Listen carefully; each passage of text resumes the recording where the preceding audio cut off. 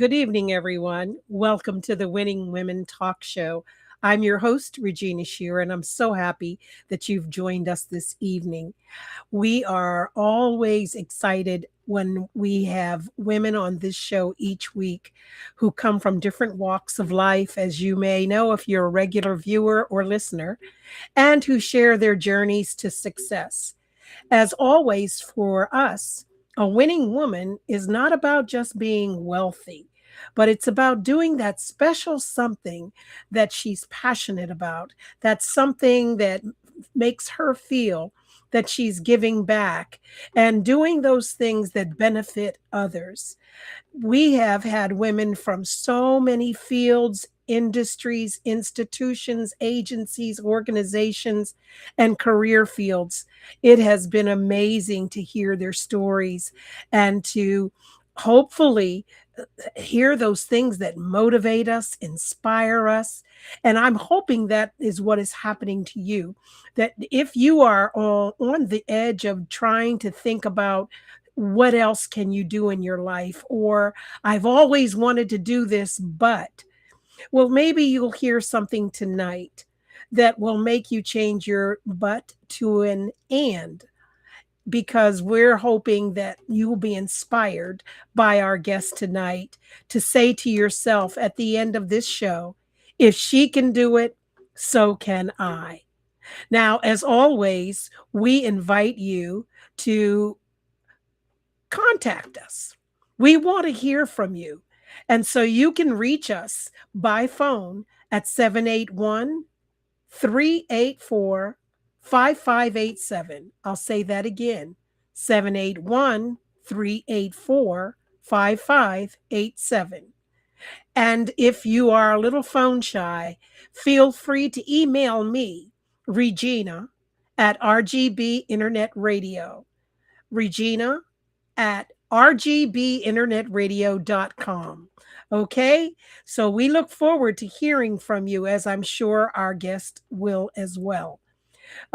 She has just walked through her door, and I told her I would give her just a few seconds and minutes to just calm down, take a breath, get something, some water, something to drink, and relax a little bit before this show begins. So, before I introduce her, I don't know if you know, but if you have friends or family that you would like to watch episodes of this show, but they are unable to do so because of the work hours or other things interfering with the 7:30 time period, we want you to remember we are on YouTube live and we're on Facebook live. But after that, you can always watch those recorded episodes on YouTube and on Facebook.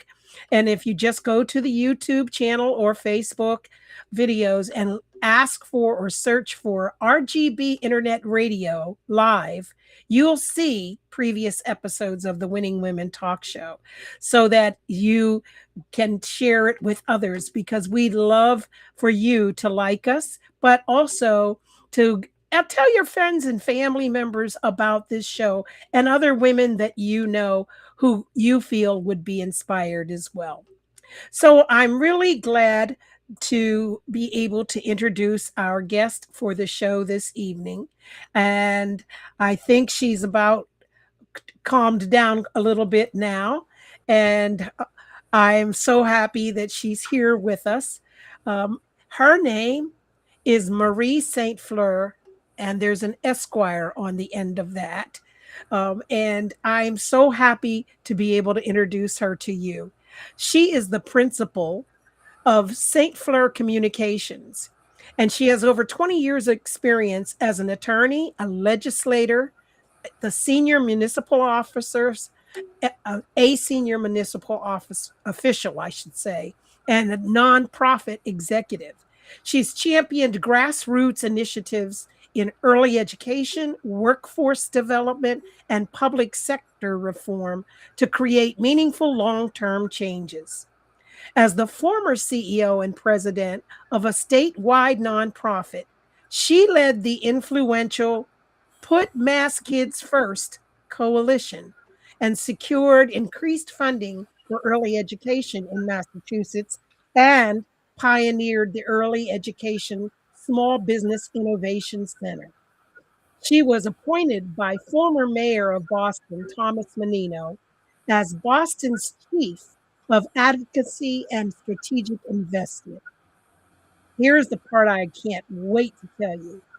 As the first Haitian American elected to state office in the United States in 1999, she served as state representative for Boston's 5th Suffolk District for 11 years, and she served as House Chair of the Joint Committee on Education, Arts, and Humanities. Her legal experience allowed her to be an assistant state attorney general and the assistant district attorney, which enabled her to advocate for underserved communities in the areas of criminal justice, human services, and civil rights. Her notable achievements include securing $1.3 million to develop the One Wireless program. It's called One Wireless program, which is a one-on-one classroom wireless technology program that became a model for the Commonwealth. She also managed the Housing Advocates Task Force in Boston's Circle of Promise, oversees Boston's Small and Local Business Enterprise Office, and the creation of the Small Business Innovation Center. Those are some of her notable achievements. So you already know this is quite a woman we're talking about. She's a graduate of UMass Amherst and Boston College Law School. She's the recipient of numerous awards and accolades and recognitions, and she serves on the boards of the Dorchester Boys and Girls Club and Nativity Preparatory School. There's so much more, but we've got to leave her something to tell you about herself. If you think there isn't anything more, there's a whole lot more to this woman that we're about to talk to. So all I can say is welcome, Marie, to the Winning Women Talk Show. Well, it's wonderful to be with you, Regina, if I may. It's just Yes. so I enjoyed meeting you, and I'm happy to be here with you and your audience this evening. So thanks for inviting me. Yes, I am too. We normally I have a pre-show meeting with our guests a week before or the week of the show, and Marie and I had ours a while ago because she had a scheduled date and there was a conflict in her appointment, so we had to reschedule. And I've been excited from the time I met her, and I've had to wait 2 months for this moment.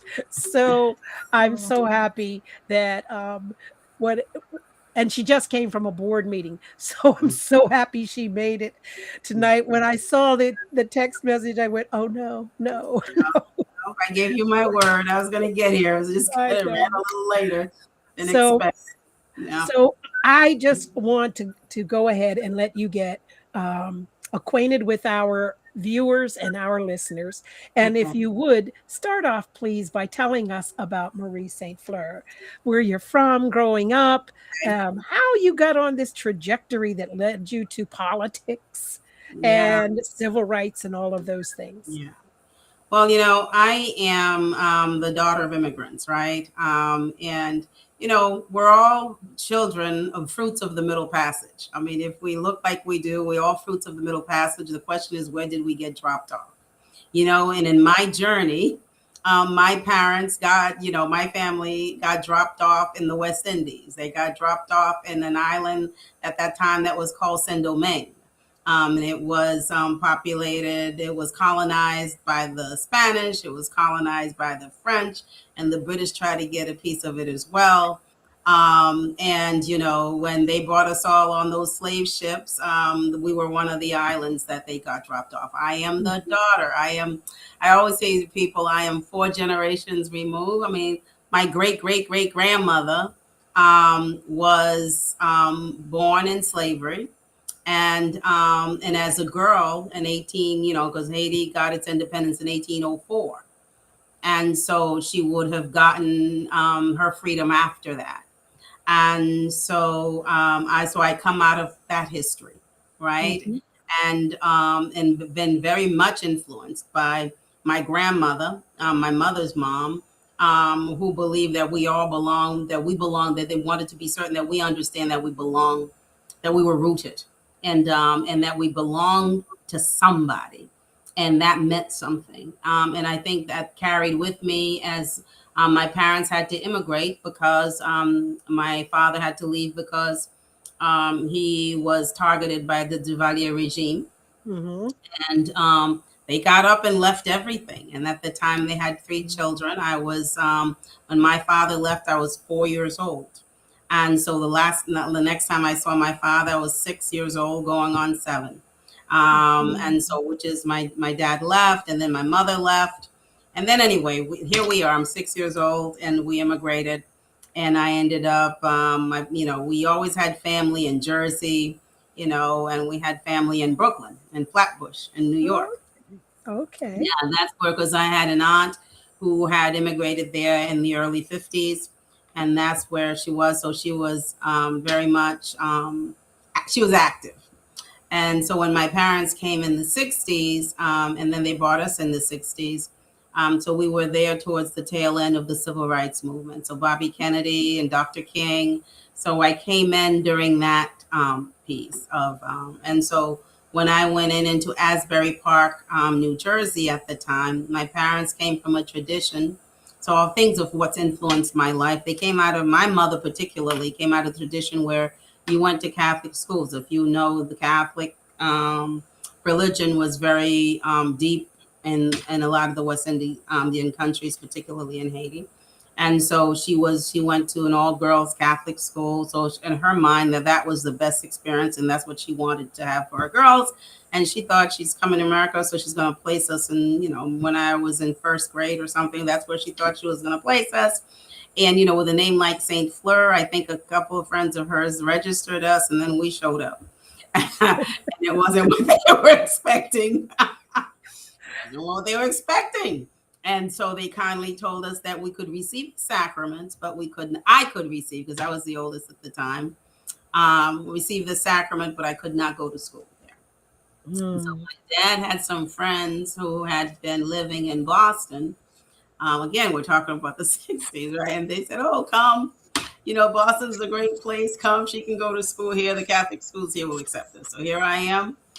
So at 7, I think I was 6.5, 7 years old. We end up in Boston. So that shaped me, right? I mean, I remember, you just immigrated, you hadn't seen your parents in 2 years or so. And I remember we walked in during curfews in Asbury Park. I remember, one of my dad's friends who didn't understand the curfew thing was trying to come home from work and was beaten up. So you black guy, you're not supposed to be out there. And so that is the experience that I had. So that has informed who I am. But at the same time, I've had a lot of white folks, because there's always allies who have been very instrumental in supporting my growth and development. So Mhm. I came to the point where, like, my mom was a very faith filled and faith led person. She says, "You treat people the way they treat you." And that's how you approach life. She said, "There's a system out there that operates, that it's going to continue to operate around us, but you've got to treat people the way they treat you. And if they respect you, you respect them. They don't respect you, then I'm not going to tell you that you have to walk around with your head down to respect them. That's not how we were raised." And so that's how I went about life. And then that's been very much a core principle of my life. I treat you like you treat me, and I belong. And that was the other thing I think that we were taught, that we belonged, and that Right. we don't let anybody define. So when it was time, growing up, in those days, you're thinking about, you were going to be a doctor, a lawyer, an engineer, you were going to be a teacher, and that was sort of the trajectory, right? That was what you were pushed to do. And so tried the doctor thing. That didn't quite work for me, because me and hospitals and blood didn't work out.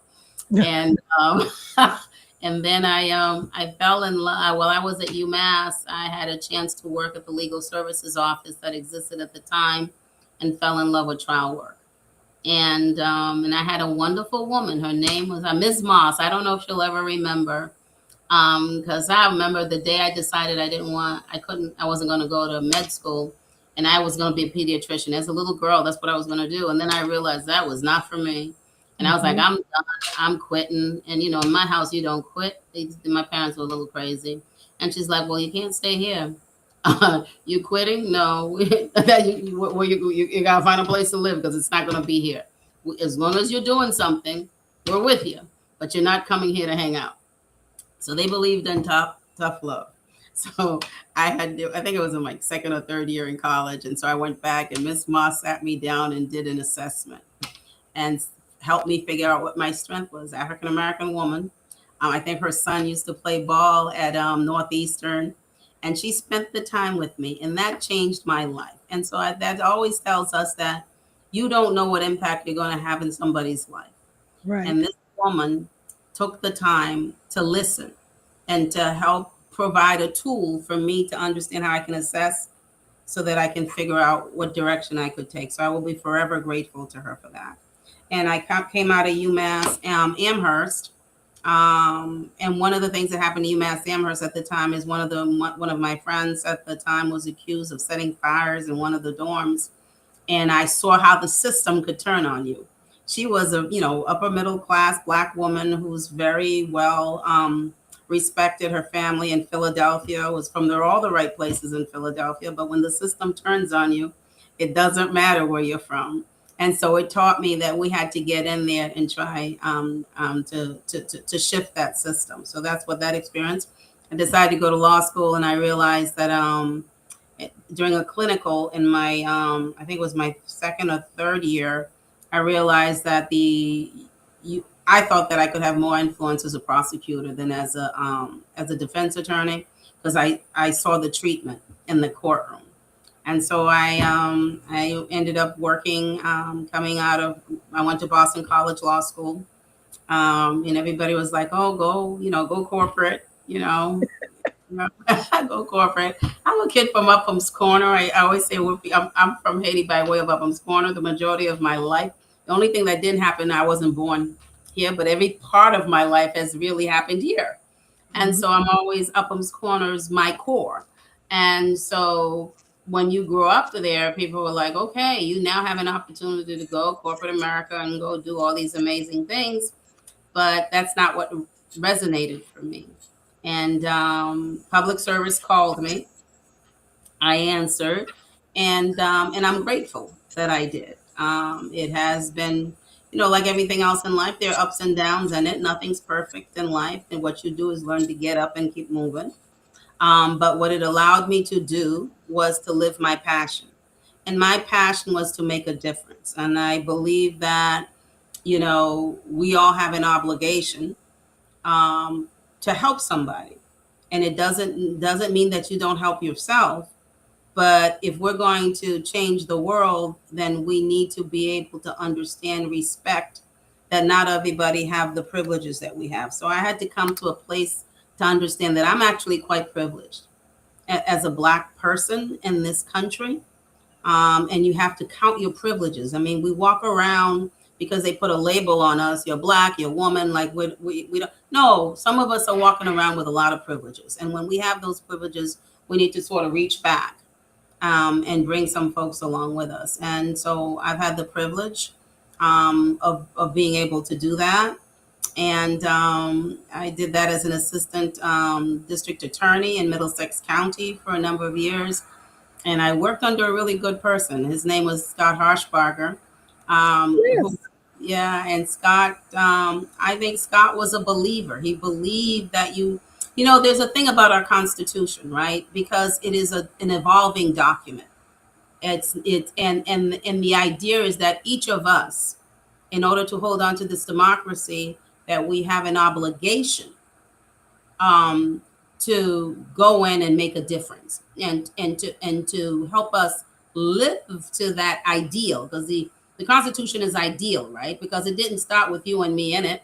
In fact, I always say the structure of it still is the same. We put some amendments on it, and that's you got to put the layer on it in order to bring me into and bring you into the fold. But it Mhm.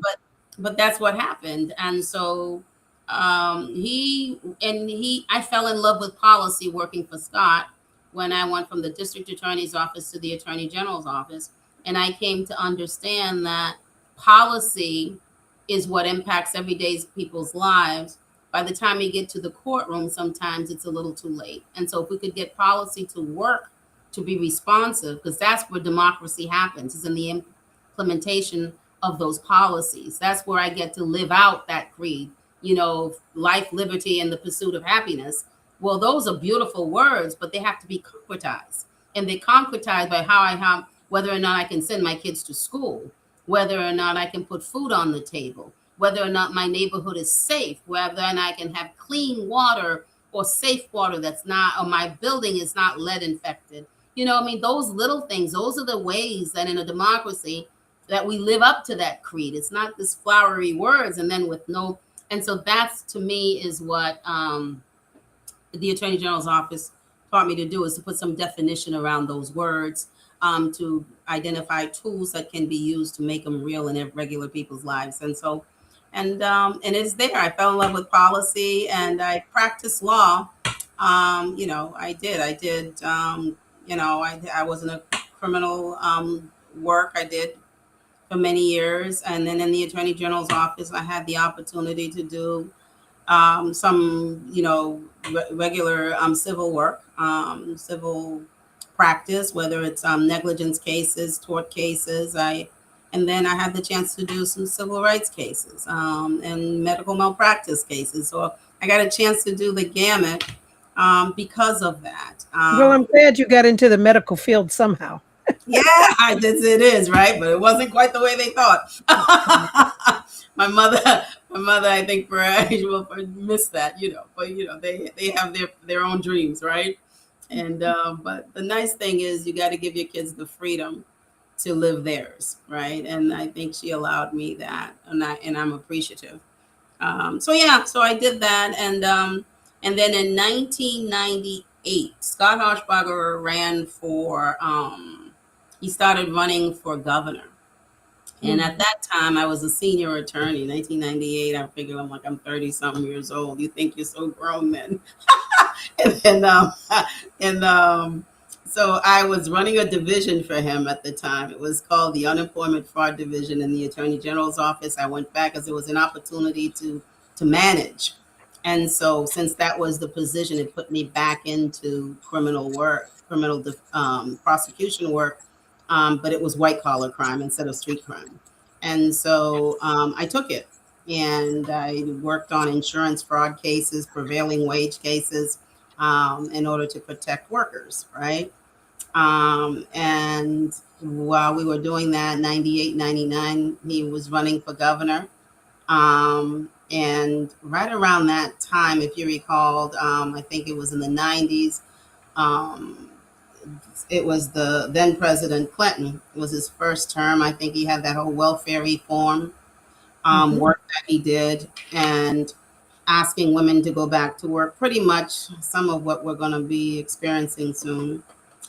And I had some concern around it, because I'm like, okay, great. We want women to go back to work. I'm all for working. I mean, I started working when I was 14, so that's not a problem. But what are you going to do with, many women have children. So why, we're going to punish kids now? So what are we supposed to do with the kids? Massachusetts did not have an infrastructure to absorb these young people. And it's not simply about putting them in a safe place, but it's also how they would be nurtured. Right. And the good thing about him, he said, well then, because I kept going at it with him, and he finally told me, he said, go do something about it. And to his word, he gave me the freedom to do that. Showed up, so he didn't just say it and then left me on my own. Allowed me to use that office. He showed up at meetings, and we started this thing called Operation Child Watch. And as you know, everything in life happens for a reason. It's a stepping stone to something else, or it's to redirect you to something else, right? And so, lo and behold, he loses. And I didn't want to. I wanted to leave the attorney general's office, and I did. And I ran for office. And when I ran for office, and actually I didn't see myself as running for office again. Somebody influenced that. So there was a woman named Charlotte Golar Ritchie, and Charlotte was my state rep, and she was my state rep, and I was on her advisory council. And we had gotten her reelected, and after her reelection, she got an opportunity. Mayor Menino pulled her in to run to become chief of housing for the city of Boston. And she reached out to me and asked me to consider running. The first answer was no, and then I said yes, and then that was it, you know. But again, it was her who reached out and put the thought in my head, because I've helped out in campaigns, but I never saw myself as running for elected. And then after it happened, it became this big deal because I thought I was running for Upham's Corner, because I represented Upham's Corner, Bowden Street, you know, parts of Roxbury, Dudley. I had Grove Hall. I mean, those are areas I grew up in, and that's it. I was the kid from the neighborhood representing the neighborhood. That's, you know. And then I got these calls because I was still practicing law at the time. And then the Haitian Lawyers Association of Miami calls me, and I go down to Miami to speak, and they're like, "Well, do you understand that we don't have another Haitian American elected at state office? They've had some local, but across the country." Then it became this thing, and it just sort of it became this thing, and it, you know, it was very nice. What a But wonderful thing. What a yeah, wonderful thing. so Now you're a trailblazer.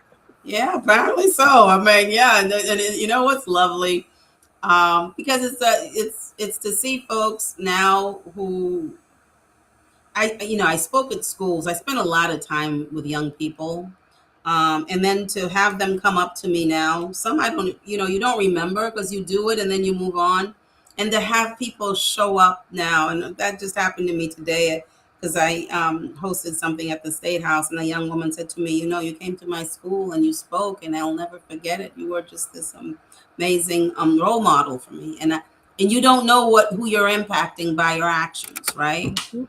And so, yeah, so there was a purpose all to it. I served, yeah, from 1999 to 2010. I went in a special. And then in 2010, I knew I wanted to leave. And again, Tom Menino reached out to me and he talked to me and he says, I said, what do you want to do? And he, honestly, we crafted this bureau, right? It was so it was intergovernmental relations in terms of things I could lean into. Intergovernmental relations. He had this initiative he was calling the Circle of Promise, that he wanted to help really better coordinate the resources in a certain Mhm. area that they had determined were the most at risk, and wanted us to focus on how we do that. And then I had Boston Jobs for Boston Businesses. I had the new Office of New Bostonians. I mean, those were all, and that was I mean, I had about 5 departments, and those were the ones that were under this. So I was chief of that. Circle I thing. call it a bureau, and to me, those were the places I needed to lean into, and it gave me the freedom and it gave me staff, to be able to make a difference in people's lives. So it's you got to be willing to you got to trust yourself. Um, you got to kill the noise sometimes because people are always telling you what you can't do. And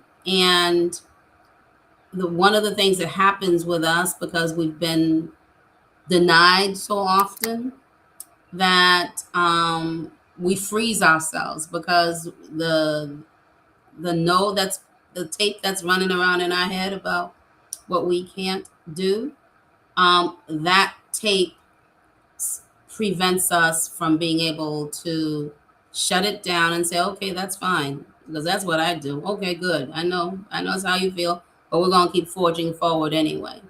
And Mhm. so I think that I take that from the community that I grew up in, the people that I've seen, people who don't even know how they model things for me, like, in this neighborhood.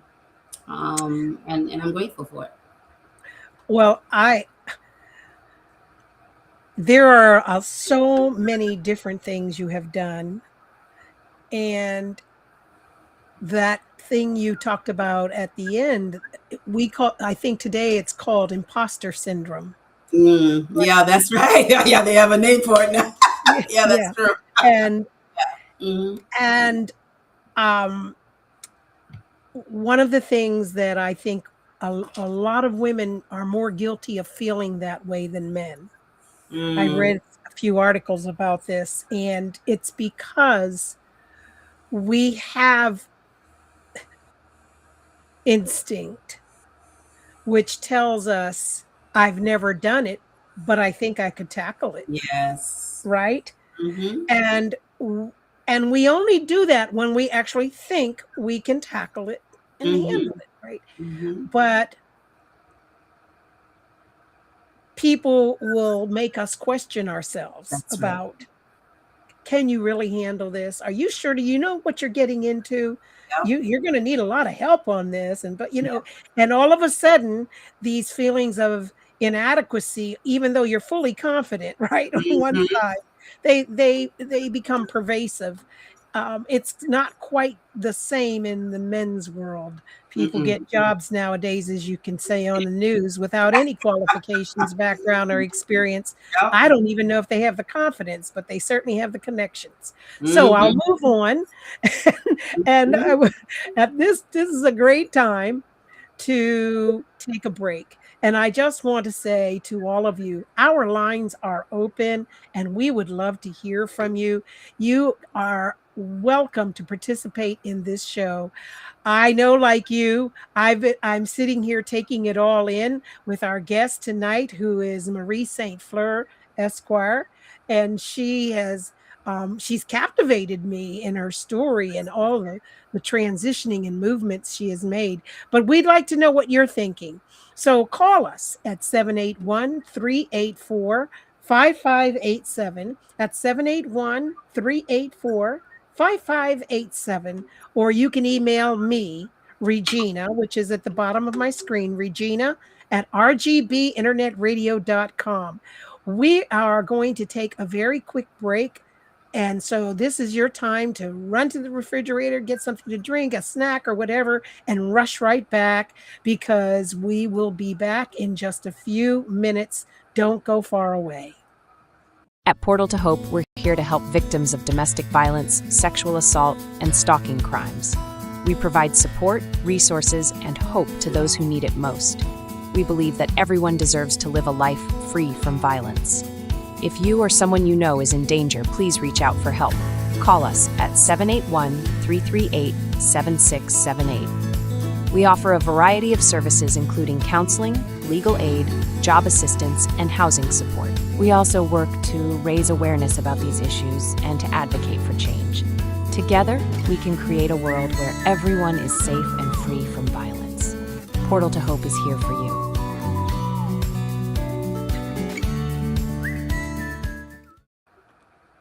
And we are back with our guest, Marie Saint Fleur. Marie, you were telling us about um, transitioning out of the state senate and becoming very actively engaged in these intergovernmental departments that you were overseeing. When and why did St. Fleur Communications come about? So after I left the house, I went into work for Mayor Menino, and then at that stage, I wanted to do something different. I wanted to come out of government because I've been in government pretty much all my life, right? And so I had a chance to work. I ran a nonprofit for many years, and I loved that. It was was a woman who was a Shearer of mine who started it and got a chance to work at that. And then at, at some point, I was wondering, I didn't want to go back to practicing law. I wasn't going to go back into the legislature. And I said to myself, well, what do I want to do? Because At that, it really revolved around my children, and flexibility, because I spent their growing years, really, because think about it. My kids were, my in 1999. My oldest was, what, 7 years old. I had three. So see, so you had a 7 year old, a 6 year old, and a 4 year old, and they bore the brunt of that life, because if you believe in it and you work this job, you're out all the time. And I was doing that, and I also, because it doesn't pay, being in the legislature did not pay when I was in there, and I took a pay cut to go into the legislature. Now, and so I had to practice. I had to practice. So therefore, you come home, you do a little something, and then you're still working. And so I was like, you know what? At that point, I think my youngest had 2 more years in college. My other two had already graduated. They were working. They decided they didn't want to be in Massachusetts. They were work. I said, I want the freedom to spend time with my children. And what would give me that flexibility? And and I said, I'm gonna take a chance on me. People were like, okay, you're not retiring, you can't afford to retire. What are you doing? You still have a kid who's got 2 more years of college, all the things that, you know, not a you could go work for this one, you could go work for that one.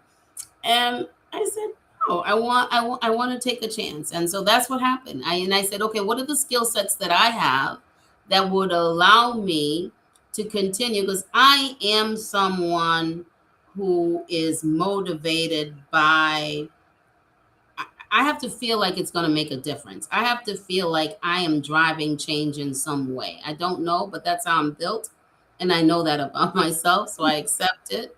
And so, what would allow me to merge the skill sets that I have from being an attorney, being a legislator, the work that I've done as a cabinet person, as well as a nonprofit? How can I merge all those things together, package it, and offer it out to a set of businesses, whether for profit or nonprofit, to advance their agenda?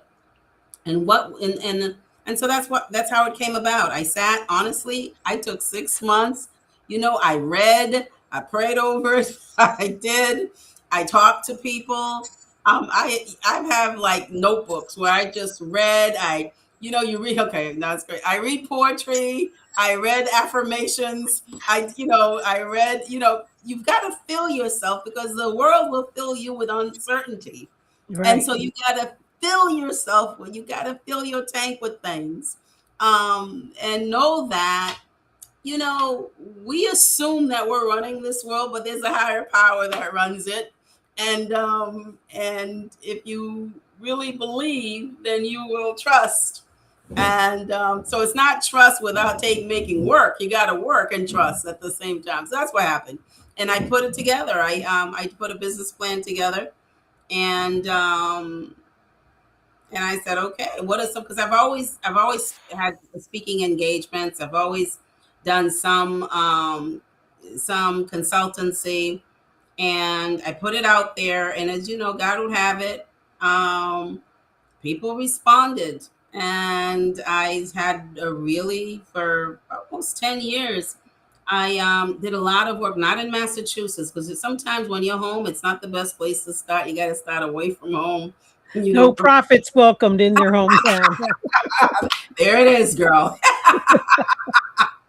So Yes. I did, and I was blessed to work with an organization called Build Initiative, who wanted to use my skills, particularly around systems change. And I had done a lot of work on early learning systems, governance systems, finance systems. And that's what I did for many years. And I had the privilege of working with folks in Ohio. I work with folks in Louisiana, in Alabama, in South Carolina. And, it helped me actually appreciate this country a little bit more and understand how alike, but how different we are. New Hampshire. I think I've done a couple of, and then the last work that I did on early learning was with the CNMI, Commonwealth of the Northern Mauritian Islands. Who knew that belonged to America? Wow. So it was yeah. So it opened up.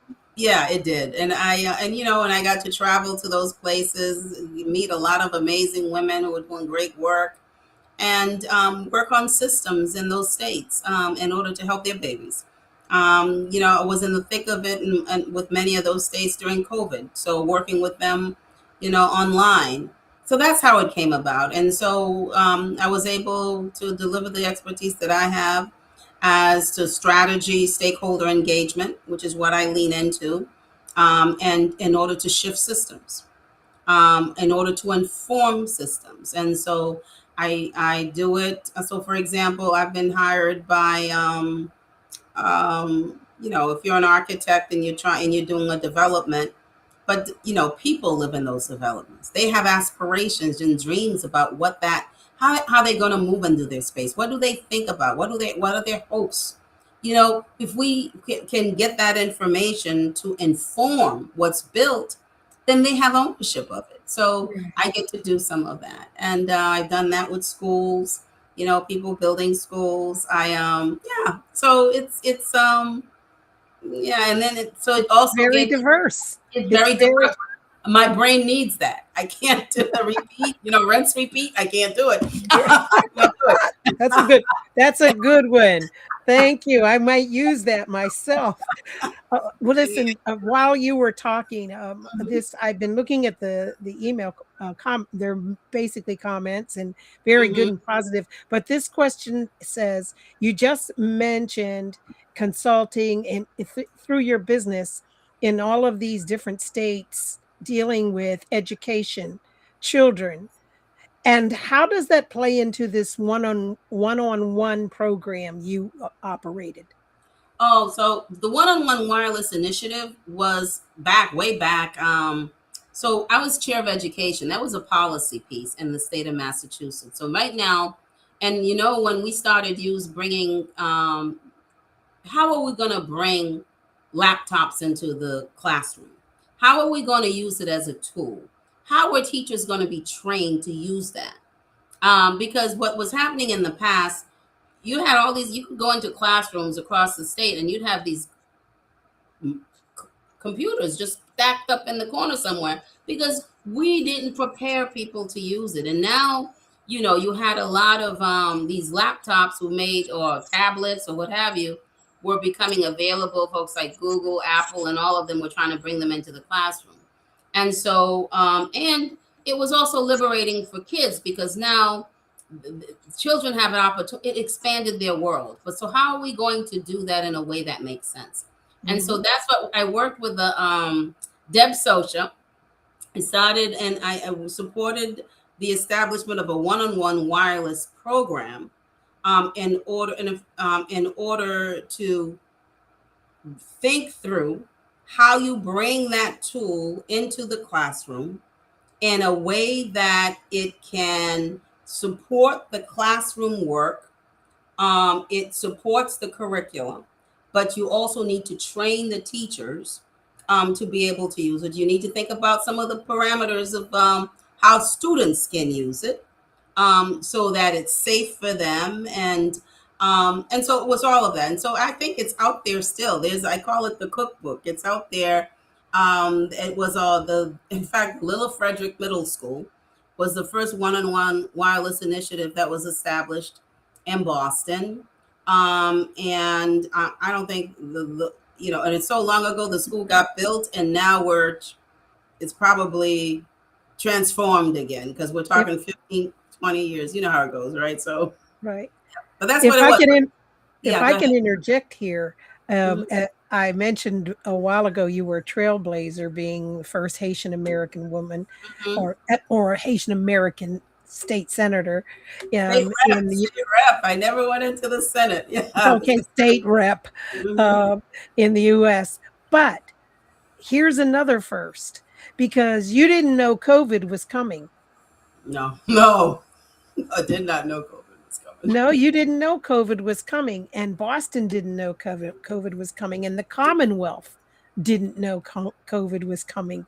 And yet, this initiative expanded in the Commonwealth so that It, people were now engaged yeah, with computers and iPads and yeah. tablets and all of those things. You didn't know that. Oh, had no idea because at that time it was really about the expansion of broadband because you're talking about 2004, 2005.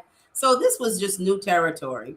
I mean, I wish I could remember the name, but it's out there. If you look at the Lilla Frederick School, the Yes. report is still out there that lays out the best practices for that, and I'm very proud of that. And it got adopted, and in fact, Scotia has actually left and went across the country to do this work. I mean, she was the principal at the Lilla Frederick, and she has gone on to inform and influence. She was terrific.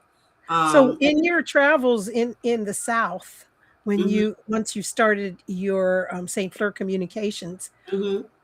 what was what was the primary focus in common, if you will, across these different states in terms of early education? You know what? One of the things they wanted access. And I'm so warm right now. I apologize. They wanted access, was a big deal. How do you expand and how do you pay for it? I mean, that's a commonality across all the states. I think in terms of quality, they all had different variations of that. I just in terms because some states still saw kids as as child care, and but the brain science has developed so much that we know that there are ways to work with young people through play to stimulate their development, to help their social, emotional, and cognitive development. And Hmm. so there are ways to train teachers to do that. So I think some states were willing to do that more than to invest in that more than others.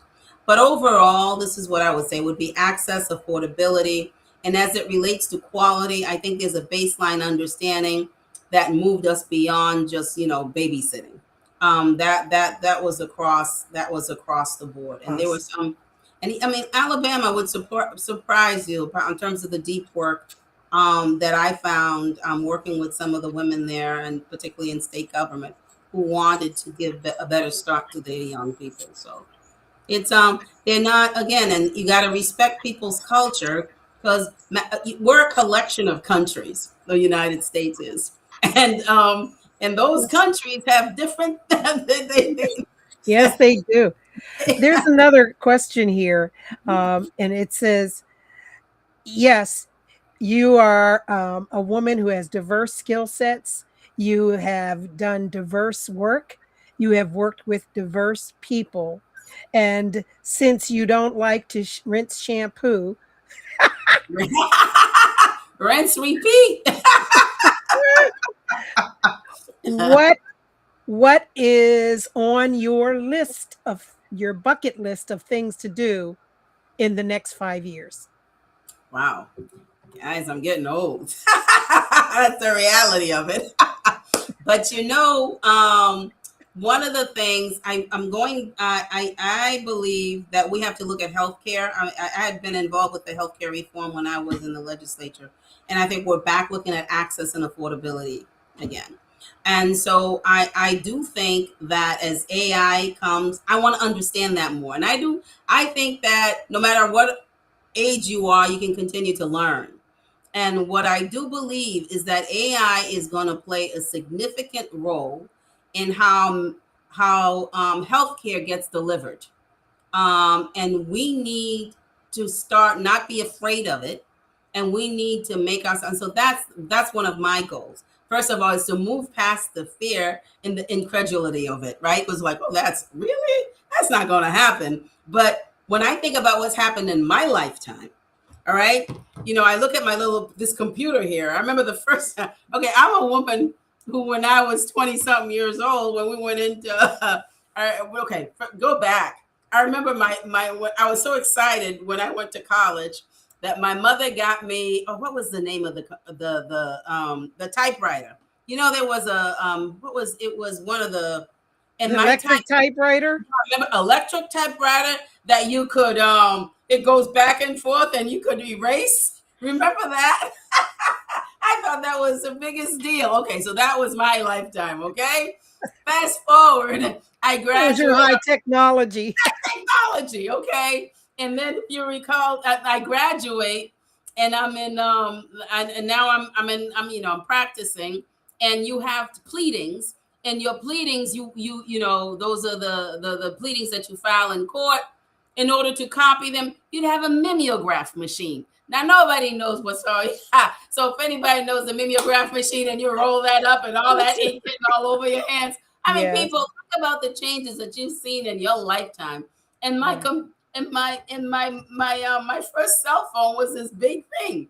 Okay, and so it's not incredulous, guys. It's here, and so we need to. So that's for me in the next 5 years. I want to be more proficient in that, so I could understand it, because we shouldn't be and even as we age, we shouldn't be afraid of the world that we're stepping into.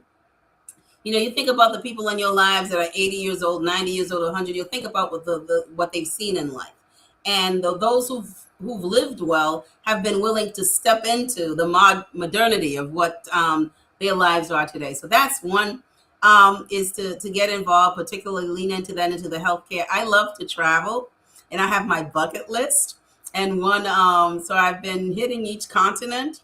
And so one of the ones I haven't hit, I got to get to Japan. It's one of the things I want to get to, is to visit Japan, and some of Thailand, Indonesia.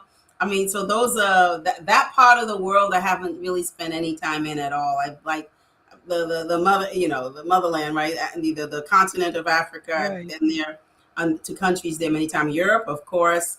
The Caribbean, you always, that those are the places South America, North America, Europe. So Australia. I love to travel. And that's the other thing that consulting does. It gives me the freedom to make my schedule so Absolutely. that it works. And then when you raise children so that they're fearless, or at least they believe they have choice, and they exercise that choice, they know that there's a bigger world than America, and it's okay to go explore it. And you can Right. always come home. So as a result of them, my daughter lived in Australia, in Melbourne, for like 5 years. So I had opportunity to spend some time out there. And so, yeah, that's what I want to do. I want to continue to learn. I don't want to stop learning, and I want to continue to travel, and God willing, spend time with my family and be healthy. Those are my goals for the next 5 years. Wow. Well, I hate to say this, but we've come to the end of the road, but hopefully you can do this in a minute or so. What you have persisted across so many different aspects of policy, Mhm, of government, of civil rights, of mhm, civic engagement. mhm, What I know you've had challenges. mhm. What, as a woman and as a woman of color, did you do to be so resilient, Mhm, um, assertive, and mhm. keep moving forward, pressing on? What was it that enabled you to do that? And I'm sorry, but I know you can do this in a minute. I know you can. All right. So I'm always going to thank my grandmother, because my grandmother told me, I mean, you know who you are? You're my baby. So I knew from the Oh, very beginning I belonged. And I belonged. And so and so when she says you're my baby, to me it meant that I was part of a long. I interpreted it as just, going back. So that was one. Two, I I am not religious, but I am faithful. And then, people go, I believe that there's a higher power. I mean, I was raised Catholic. My father was Baptist. And there's a story there, but I won't go into it. But But I believe that there's a higher power that drives and that leads us if we listen. And it's always come through for me. So I don't believe I walk alone.